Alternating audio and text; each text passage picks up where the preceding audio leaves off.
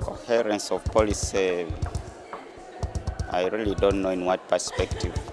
I can't really say that I can give a very quick answer to this question.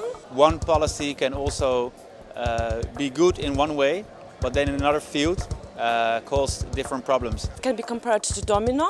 It means implementation of the right policies on the African continent which can lead to its being transformed. We see international policy to be about everything and not just about development aid. Policy coherence for development is that we're not giving development aid with one hand and taking it back because of unfair trading, for instance. Or fishing their seas empty on one hand and giving development aid on the other hand. That's very incoherent. It's a really very important issue because many of the regulations we have here or attempts we have here can frustrate development in Africa, and sometimes that frustration is much higher and much more influential than all the good attempts we make in development aid. You don't want any policy of the European Union, be it trade or agriculture or fisheries or whatever, go against the objective of poverty reduction. Take for instance fisheries policies. If our fisheries industries, like in Spain, go southward to Africa and take all the fish they can get, we can give all the money we can have to the people in Senegal or Mauritania, but if there's nothing to fish, their fishermen will die anyhow.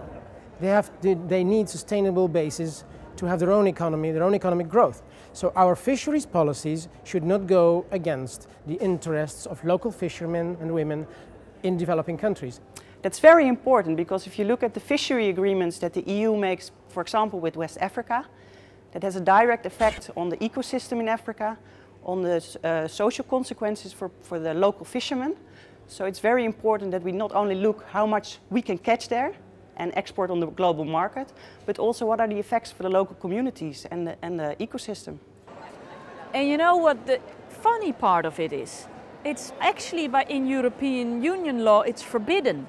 We have in the Lisbon Treaty, we have an article, it's Article 208, I'm sorry to be technical, Article 208 is my Bible and it says that everything we do in international affairs should not harm our goal on development, which is poverty eradication. So our trade, our defense, our investment policies should not harm development.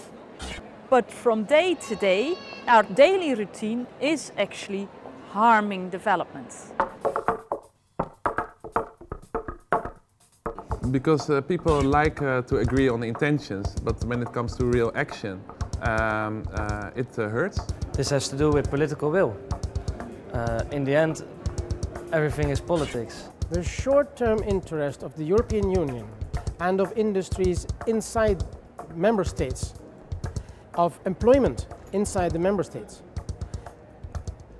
are so powerful, these interests, that it is very difficult to have these interests balanced against the interests of citizens in the developing world. They can wait. At the end of the day, it's a political decision to choose for your own economy and not for the economy of developing countries. It won't be my decision, don't get me wrong. I wish we take into account the fact that people in Africa need more coherent policy.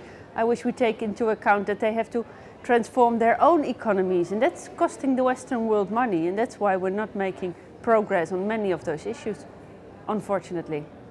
You should not let the one solidarity kill the other solidarity. You cannot show your solidarity towards fishermen in Spain and let fishermen in Mauritania die. Well, we have to go to a position where people see it as a win-win. The goal is to fight poverty, to have equal trade, to have climate change adaptation, and etc. So it's not only about, well, we have to spend money on it, but we have to have the correct policies to make it a win-win situation. There needs to be more negotiations between the different departments within Europe and also within the Netherlands, for example, to make sure that decisions are not like contradicting each other. Public pressure is very important. from civil society in Europe and from developing countries towards the European Parliament, so that we can be in this political debate armed with arguments and public pressure from the field.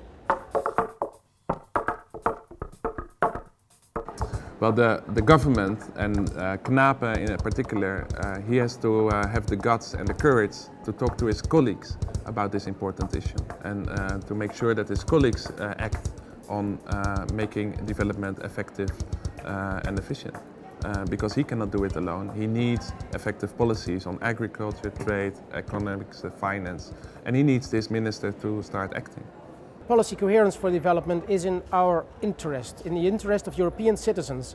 If we want a stable world with peace, with rights for every citizen and a sustainable development, you cannot do this if you overlook the interests of citizens in other continents. Make sure you take into account the interests of the people in the developing countries. It's ridiculous to, on one hand, give development aid, give money from the Dutch taxpayers, and on the other hand, take so much money from Africa and give it back to Dutch society. That doesn't make sense, so please get your act together. Mr. Knape, talk to your colleagues in the economic departments, talk to your colleagues in business, and convince them that we need coherent policies. And we need them now and not tomorrow.